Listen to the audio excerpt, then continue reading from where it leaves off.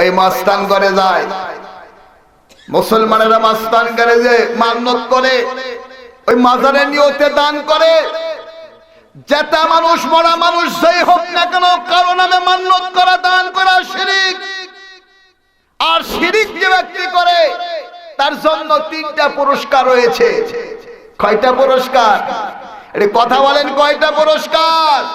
3টা পুরস্কার রয়েছে। আর যারা জন্মের মতো বিড়ি সিগারেট খান, ওদের 4টা পুরস্কার আছে। শিরিক করলে 3টা, আর বিড়ি সিগারেট খাইলে হবে 4টা।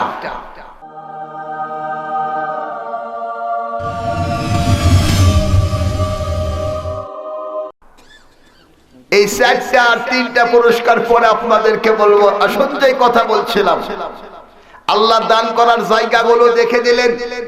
আল্লাহ কি এই দান করার 6টা ক্ষেত্রের মধ্যে কি মাজারের কথা বলেছেন? কথা বলেন, বলেছেন? দরগার কথা বলেছেন? দুর্গার কথা বলেছেন? আল্লাহ বলেন নাই। আল্লাহ যে খাতগুলো দেখাইছে ওইখানে আপনাকে দান করতে হবে। বাংলাদেশে আজকে আপনি যা খাবেন সবগুলোই ফরমালিন যুক্ত, বিষে বিষাক্ত। কথা ঠিক না ভাই? ঠিক। যা খাবেন সবগুলো ফরমালিন যুক্ত, বিষে বিষাক্ত হয়ে গেছে। আর বর্তমানে আপনি কুরআনুল হাদিসের কথা বলতে গেলে পুলিশ জোর বাঁধবে। ঠিক বললাম না ভুল বললাম? যত আপনি আল্লাহকে গালি দিবেন, নবীকে গালি দিবেন, ইসলামকে গালি দিবেন, আপনি নোবেল পুরস্কার পাবেন। আল্লাহ রাসূলের মহব্বত দিয়ে কথা বলবেন, কোরআনের পক্ষে কথা বলবেন, ইসলামের পক্ষে কথা বলবেন, আপনাকে জেলখানায় যে বসতে হবে। এটা আজকে নতুন কথা নয়, পৃথিবী সৃষ্টির পর থেকে ওইটাই শুরু হয়েছে। পৃথিবীতে শুধুমাত্র 2টা নবী জেল খাটে নাই, 2টা নবীকে জেলে যেতে হয় নাই, মার খাই নাই, কুতা খাই নাই। একটা হলেন হযরতে আদম পিতা, হযরতে আদম আলাইহিস সালাতু সাল্লাম, আরেকজন হলেন হযরতে সুলাইমান আলাইহিস সালাতু সাল্লাম। এই 2 জন নবী, এরা মার খাই নাই, কুতা খায় নাই। আল্লাহ মুমিনদের জন্য বানাইছে জান্নাত। কি বানাইছে?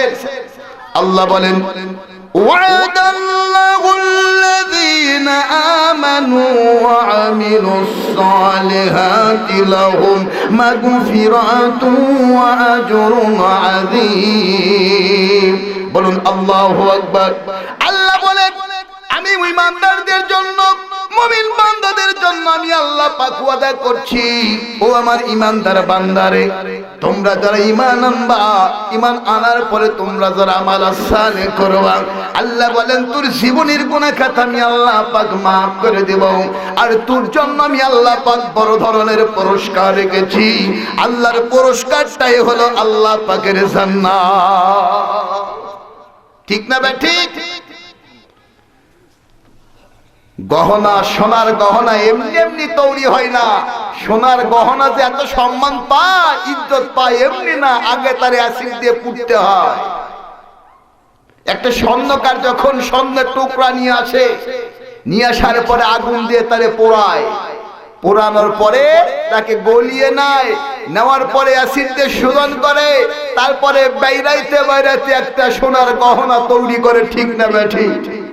যখন সোনাতে বাড়ি ফেলে, সোনা খায়, আল্লাহ কি মুসিবতে ফেললা, এত দামি জিনিস করে পাঠাইলা, তার আবার হাতুড়ি দিয়ে বেড়ায়।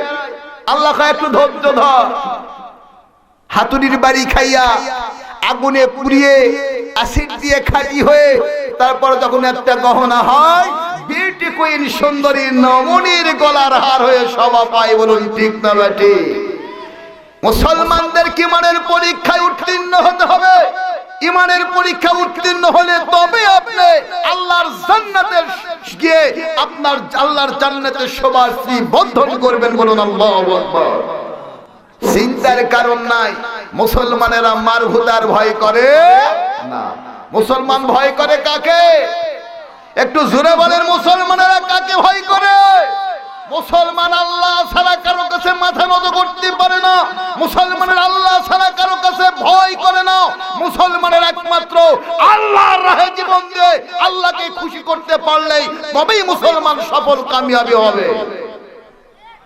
আমার ভাইরা, এরপর আল্লাহ রাব্বুল আলামিন বলেন 7 নাম্বার, আল্লাহ পাক বলেন ওয়াকামাস আল্লাহ বলেন 5 ওয়াক্ত সালাতকে নামাজকে পাবন্দির সঙ্গে কায়েম করা লাগবে। এর মানে হলো আপনাকে 5 ওয়াক্ত নামাজ পড়তে হবে। আপনার সন্তান যখন বয়স 7 বছর হবে নামাজের জন্য ডাকতে হবে। যখন আপনার সন্তান 10 বছর উপনীত হবে আল্লাহর নবী বলেন তোমার সন্তানকে পিটুনি দাও। এইটাও যদি সে সুদম না হয়, সঠিক পথে না হয়, তাহলে তুমি তার শয্যাকে পৃথক করে দাও, বাড়ির থেকে বের করে দাও। আপনার স্ত্রী যদি আপনার কথা মতো না চলে, সে যদি 5 ওয়াক্ত সালাত আদায় না করে 5 ওয়াক্ত নামাজ না পড়ে, আল্লাহর নবী সাল্লাল্লাহু আলাইহি সাল্লাম বলেন ওই স্ত্রীকে তুমি ভয় দেখানোর জন্য 1 নম্বর প্রথম তালাক দিয়ে দাও। 8 মাস ধরে তুমি সুযোগ দাও। 1 মাসে প্রথম তালাক দেওয়ার পরে তোমার বাড়িতে থাকবে, তুমি খাবার দেবা, তার সমস্ত কিছু তুমি পূরণ করবা, কিন্তু তার সঙ্গে সহবাস করবা না। যদি 1 মাসের ভিতরে তোমার স্ত্রী শরীয়তের দৃষ্টিকোণ থেকে সবগুলো যদি গ্রহণ করে ফেলাই দেয়, তাহলে তার সঙ্গে তুমি সহবাস করবা, 1 তালাক তোমার বাতিল হয়ে যাবে। জোরে জোরে বলুন সুবহানাল্লাহ। যদি কোন স্ত্রী 5 ওয়াক্ত নামাজ না পড়ে, রমজান মাসে যদি রোজা না রাখে, যদি শরীয়ত মেনে না চলে, যদি পর্দা নিষেধ না হয়, আল্লাহর নবী বলেন ওই স্ত্রীকে তুমি তালাক দিয়ে দাও। ওই স্ত্রীকে তুমি আর রাখতে পারবে না। ওই স্ত্রী তোমার জন্য জাহান্নামে যাওয়ার কারণ হয়ে যাবে। আপনার সন্তান বড় বড় ডিগ্রি নিয়ে সে বড় লেভেলের চাকরি করে, মাসে 20, 50, 100, 1 লাখ, 1 লাখ টাকার চাকরি করে।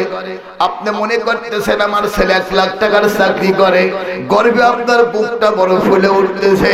কিন্তু আল্লাহর নবী বলেন ওই সন্তান যদি আদর্শবান না হয়, এই সন্তান যদি নামাজি না হয়, এই সন্তানটা যদি শরীয়ত না মানে, ওই সন্তানের আয়কৃত অর্থ দিয়ে আপনি খাইয়া যদি আপনি তাহাজ্জুদ গুজারি হন, আপনার ইবাদত কবুল হওয়ার কোনো সম্ভাবনা নাই। সন্তান যদি আপনার শরীয়ত মেনে কামাই না করে, শরীয়তের পরিপন্থী কাজ যদি করে, ওই সন্তানের রোজগারকৃত অর্থ আপনি খাইয়া যদি তাহাজ্জুদে নামাজ পড়ে আর আল্লাহর কাছে যদি জান্নাত দাও জান্নাত দাও করে চিল্লা মারেন, আপনার ও নামাজে কোনো কাজ হবে। 8 নম্বর আল্লাহ বলেন ওয়াতার যাকাত। যদি তোমার মালের নিসাব পূর্ণ মাল হয়, তোমার মাল যদি যাকাতের নিসাব পূর্ণ হয়, তাহলে তোমাকে শতকরা 2.5 টাকা যাকাত দিতে হবে। আল্লাহ পাক বলেন 8 নম্বর তোমাকে তোমার মালের যাকাত দিতে হবে। 9 নম্বর আল্লাহ রাব্বুল আলামিন বলেন, আল্লাহ পাক বলেন 9 নম্বর ওয়াল মুফুনা বিআহদিহিম ইযা আহাদু। 9 নম্বর মুত্তাকিনের গুণ হলো ওয়াদা করলে ওয়াদা পূরণ করা লাগবে। যেখানে আপনি ওয়াদা করেন না কেন, আপনাকে ওয়াদা পূর্ণই করতে হবে। যেই সেক্টরে আপনি থাকেন না কেন, আপনি যদি জনপ্রতিনিধি হন, জনগণের কাছে আপনি যেই প্রতিশ্রুতি দিবেন ওইটা আপনাকে পূর্ণ করতে হবে। আপনি যদি বাড়ির যদি আপনি কর্তা হয়ে যান, বাড়ির পরিবারের সদস্যদের সঙ্গে আপনি যে ওয়াদা করবেন, যেই প্রতিশ্রুতি দিবেন, ওইটা আপনাকে পূর্ণ করা লাগবে। আল্লাহ পাক বলেন মুত্তাকিনের 9 নম্বর গুণ হলো ওয়াদা করলে ওয়াদা পূর্ণ করা লাগবে। কত ওয়াদা যায়, কত ওয়াদা দায় পূরণ করার খবর নাই। কথা ঠিক না ঠিক? খারাপ লাগতেছে আমার মায়েরা। 10 নম্বরে আল্লাহ রাব্বুল আলামিন বলেন ওয়াস-সাবিরিনা ফিল বা'সাই ওয়াদ-দাররাই ওয়া হিনাল বা'স।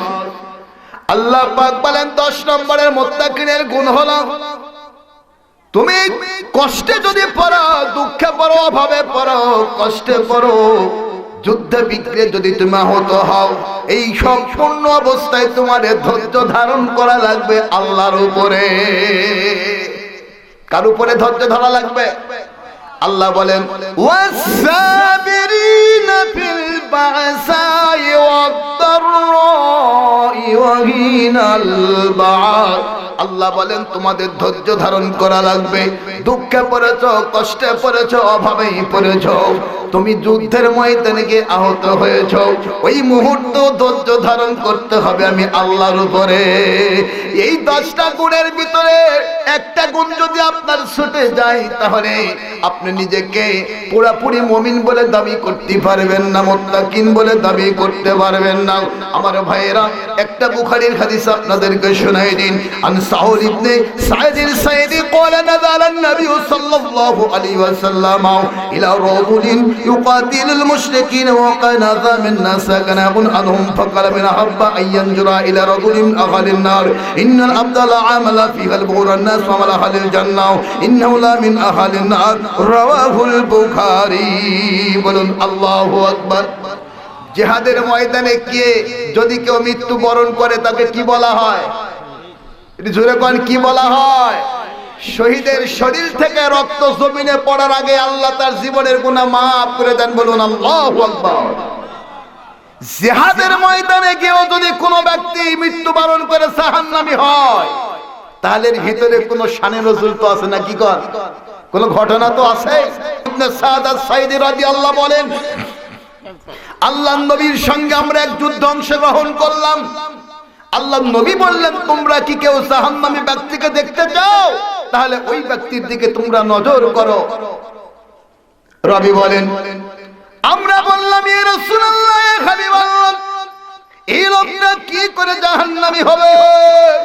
এই লোকটা তো জ্ঞানী গুণী লোক, এই লোকটা তো বিদ্বান লোক, এই লোকটা ইসলাম কবুল করার পর সম্পদগুলো আল্লাহর রাস্তায় দান করে দিয়েছে, নিজের জীবন বাজি রেখে আল্লাহর দ্বীনের জন্য জিহাদ করতেছে, এই লোকটা কি করে জাহান্নামী হবে? আল্লাহর নবী বললেন, সাহাবীরা, এই লোকটাকে তোমরা অনুসরণ করো, এই লোকটাকে তোমরা দেখে রাখো, আর যখন যুদ্ধ শেষ হবে লোকটার পরিণতি তোমরা আমাকে জানাও। রাবী বর্ণনা করেন, আমরা লোকটাকে দেখতে শুরু করলাম। হায়রে, লোকটা মুশরিকের সঙ্গে যুদ্ধ করতে গিয়া মুশরিকের তরবারির আঘাত তার শরীরের উপর পড়ে গেছে। তরবারির আঘাতের কারণে লোকটার শরীরে জখম হয়ে গেছে, আর এই জখমের জায়গা দিয়ে রক্তগুলো দরদর করে ঝরে ঝরে পড়তেছে। এই লোকটা তার জখমকৃত জায়গার যন্ত্রণা সইতে না পেরে নিজের তরবারি খানা নিজের শরীরের ভিতরে ঢুকাই দিয়া আত্মহত্যা করে ফেলল। আল্লাহর নবীকে বলা হলো, আল্লাহর নবী বললেন, ও সাহাবীরা, তোমরা শুনে রাখো, ইন্নাল আবদা লা ইয়ামালু ফিহাল বুরান্নাত আমালা আহলিল জান্নাহ ইন্নাহু লামিন আহলিন নার। মানুষের উপরের ইবাদত দেখে, মানুষের কাজকর্ম দেখে মনে করবা এই লোকটা জান্নাতি, কিন্তু তার ভিতরে পূর্ণাঙ্গ আল্লাহ পাকের এই 10টা শর্তের মধ্য থেকে কোন একটা শর্তকে পরিত্যাগ করার জন্য লোকটা হয়ে যাবে জাহান্নামী। এই জন্য আল্লাহ বললেন, ওয়াস-সাবিরিনা ফিল বাসাই ওয়াদ-দাররাই ওয়া হিনাল বাস। আল্লাহ পাক বলেন, আমার দ্বীনের জন্য যদি তোমরা সংগ্রাম করতে যাও, আল্লাহ বলে জিহাদের ময়দানে গিয়ে তুমি আহত হয়েছো, ওইখানে ধৈর্য ধারণ করতে হবে আমার উপরে, আমার উপরে ইস্তেকামাত করে তোমাদেরই থাকতে হবে, আমার উপরে ইস্তেকামাত করে তোমাকে ধৈর্য ধারণ করা লাগবে। এই যুদ্ধ বিগ্রহের মাঝে ঘাত প্রতিঘাতের মাঝখান থেকে যেই রেজাল্টটা দাঁড়ায় এর নাম হলো ফিল বাসাই ওয়াদ-দাররাই। আল্লাহ পাক বলে, এই ধৈর্য ধারণ যারা করবে, এই 10টা গুণে যারা গুণান্বিত হবে, আল্লাহ বলেন, উলাইকাল্লাযীনা সাদাকু, এরা হলো সত্যবাদী, ওয়া উলাইকা হুমুল মুত্তাকুন, এরা হলো মুত্তাকিন। বলুন আল্লাহু আকবার, লিল্লাহি তাকবীর। শরীরের যা শক্তি আছে সব দিয়া এই গভীর রজনীতে আল্লাহকে জানিয়ে দেন, হে আল্লাহ, এখনো তোমার সন্তুষ্টি লাভের জন্য, আল্লাহ তোমাকে খুশি করার জন্য রাত্রি জাগরণ করে কোরআনের মজমায়, তোমার রাসূলের হাদিসের মজমায় বসে আছি। আল্লাহর আকাশ পাতালকে আমরা মুখরিত করে আল্লাহর ধ্বনি দিয়ে আল্লাহকে জানিয়ে দেব, লিল্লাহি তাকবীর, লিল্লাহি তাকবীর, দিন ইসলাম, দিন ইসলাম, দিন ইসলাম, দিন ইসলাম, আল কোরআনের আলোক, আল হাদিসের আলোক, লিল্লাহি তাকবীর। আমার ভাইরা, আমি জানি আপনাদের কষ্ট হচ্ছে, এই দুদিন থেকে একটু গরম বেড়ে গেছে, এরপরে অনেকক্ষণ ধরে আপনারা বসে আছেন, আপনাদের কষ্ট হচ্ছে। বেশি সময় কষ্ট দেব না, যে কথাগুলো আপনাদের সামনে উপস্থাপন করতে চেয়েছিলাম সংক্ষেপে কিছু কথা আপনাদের সামনে উপস্থাপন করে আমার কথা শেষ করবে ইনশাআল্লাহ। বর্তমানে ভাই আমরা পড়ে গেছি ফিতনার জামানায়, শুধু চতুর্দিকে শুধু ফিতনার ফিতনা। ওই যে আগে বলছি, যা খাবেন সব ফরমালিন যুক্ত বিষ, মুলবিদের মধ্যে এর চাইতে বেশি বিষ ঢুকে গেছে, মুলবিদের ভিতরে এর চাইতে বেশি বিষ ঢুকে গেছে। হানাফি, আহলে হাদিস, শাফি, মালিকি, হাম্বলি, এই তো মাযহাব আছে। আহলে হাদিসের মধ্যে ভাগের আবার শেষ নেই, প্রায় 20টার মতো হয়ে গেছে। হানাফিরা আহলে হাদিসকে গেলাই, আহলে হানাফিকে গেলাই, এটা শরীয়তের বিধান না ভাই। এরপরে কোরআনের আয়াতগুলোকে যে যেই দিকে পারে সেই দিকে টেনে নিয়ে যায়, যেই দল করে ওই আয়াতটা তার দিকেই টানে, যার যেখানে স্বার্থ আসে সে ওইখানেই টানে।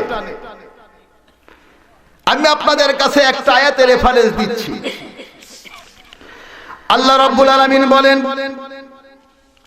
ইয়া আইয়ুহার রাসূলু বাল্লিগ মা উনজিলা ইলাইকা মির রাব্বিক ওয়া ইন লাম তাফআল ফামা বাল্লাগতা রিসালাতাহু ওয়াল্লাহু ইয়াসিমুকা মিনান নাস। বলুন আল্লাহু আকবার। আল্লাহ পাক বলেন, ইয়া আইয়ুহার রাসূল, হে রাসূল, বাল্লিগ, তাবলীগ করো, কলেমার দাওয়াত পৌঁছে যাও, মা উনজিলা ইলাইকা মির রাব্বিক, তোমার প্রভুর পক্ষ থেকে যাহা কিছু নাজিল করা হয়েছে। যাহা কিছু মানে কি? আল্লাহ কোরআনের মধ্যে কিছু কম দিবেন নাকি? আল্লাহ বলছেন তোমার প্রতি যা নাজিল করা হয়েছে, অর্থাৎ 30 পারা কোরআনের তাবলীগ করা লাগবে। আল্লাহ রাব্বুল আলামিন বলেন, এর মধ্য থেকে যদি একটু কাটছাট করো, সহজগুলা বললা, শক্তগুলা ছাড়লা, যেটা বললে গুতার বইটা রেখে দিলা, যেটা বললে তুমি দাওয়াত পাবো ওইটা তুমি বললা। আল্লাহ পাক নবীকে বলছেন, নবী, ফামা বাল্লাগুতানি রিসালাতাহু, ও নবী, এই কোরআনের যত বিধান দিয়েছি, এই বিধানের মধ্য থেকে যদি তুমি কিছু তাবলীগ করো আর কিছু যদি তুমি গোপন করো, আল্লাহ পাক বলেন, নবী, তোমার তাবলীগ পূর্ণ হবে না। আজকে আমাদের দেশের তাবলীগ ওয়ালা কি তাবলীগ এইরকম নাকি? কথা বলেন এইরকম? যদি আল্লাহ রাসূলের তাবলীগ আপনি করতে না পারেন, এই তাবলীগ দ্বারা আপনার নাজাত হবে না। আল্লাহ রাসূলের তাবলীগ যদি আপনি করতে পারেন, মসজিদে নববীর তাবলীগ যদি আপনি করতে পারেন, আল্লাহ পাক বলছেন, আল্লাহু ইয়াসিমুকা মিনান নার। আল্লাহ বলেন, নবী হে, মানুষের ক্ষতি থেকে আমি আল্লাহ পাক তোমারে নিরাপত্তা দিব। যদি কোরআনের তাবলীগ হয়, তাহলে নিরাপত্তা দিবেন কে? এর কথা বলেন, কে নিরাপত্তা দিবেন? এরা এদিকে একটা ভুকাস মার্কা নেকির বস্তা ভরতেছে, আর বড় ফিতনা হয়ে গেছে আমাদের বাংলাদেশে পীর পূজারীদের অত্যাচারে থাকায় মুশকিল। হাজার হাজার পীর বাংলাদেশে, এতগুলা পীরের দরকার কি? আল্লাহ রাসূলের যুগে কি আল্লাহ রাসূল ছাড়া কোন নবী ছিল? খোলাফায়ে রাশেদিনদের আমলে কি খোলাফায়ে রাশেদিন কয়টা ছিল? হযরত আবু বকরের সময় কি আরো একজন নেতা ছিল নাকি? আর একজন খলিফা ছিল? বরং বলা হয়েছে এক খলিফা স্ট্যান্ডিং থাকতে আরেকজন যদি খলিফার দাবি করে, আল্লাহ রাসূল বলছেন যে দাবি করলে তাকে হত্যা করে ফেলো। বাংলাদেশের যত পীর আছে, এই পীরগুলোর মধ্যে সবচাইতে সলিড পীর বলে দাবি করেন চরমোনাই পীর। ঠিক না ঠিক? চরমোনাই পীরের ফতোয়া হলো এরা বাদ দিয়ে যারা আছে সবগুলা ভণ্ড। হ্যাঁ, আমরা পীরকে শ্রদ্ধা করি, পীরটা যদি কোরআনের আয়াতে অনুযায়ী হয়, ফাসআলু আহলা যিকরি ইন কুনতুম লা তা'লামুন। বলুন আল্লাহু আকবার। আল্লাহ পাক বলেন, তোমার যেই বিষয় জানা নাই ওই বিষয়টা জান্নিওয়ালার কাছ থেকে জেনে নাও। পরের আলফাজ আল্লাহ বলেন, জানবা তো পাটে দলিল প্রমাণ সহ জানো। আল্লাহ বলছেন যে বিষয় জানা নাই জান্নিওয়ালার কাছ থেকে জেনে নাও এবং সেটা দলিল প্রমাণ সহ জানো। যদি এই অর্থে যদি কেউ পীর বলে দাবি করে, কেউ শায়েখ বলে দাবি করে, আমাদের এখানে কোনো দ্বিমত নাই। আছে নাকি? আলেমদেরকে সম্মান করতে হবে, আলেমদেরকে শ্রদ্ধা করতে হবে, কিন্তু তারা যদি কোরআনের আয়াতকে পুঁজি করে তাদের দিকে যদি আকৃষ্ট করে, মানুষকে ভ্রান্ত পথে নিয়ে যায়, সেইখানে হতে হবে জিহাদ করতে হবে।